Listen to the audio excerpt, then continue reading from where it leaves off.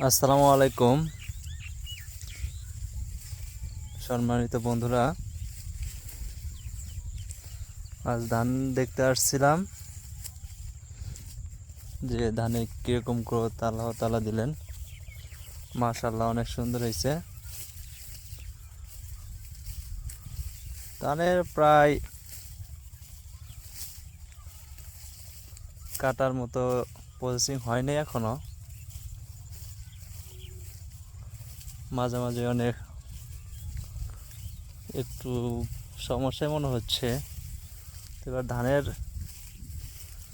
Growth মাশাআল্লাহ অনেক সুন্দর। তো আমি ধান লাগাইছিলাম দুই জাতের, এটা মনে হয় 39 নামে একটা ধান।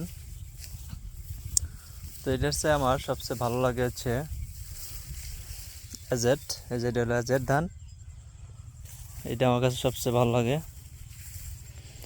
কারণ ফলনও যেমন, গাছেও তেমন। এই যে পাশে আবার ওইটা দেখা যাচ্ছে।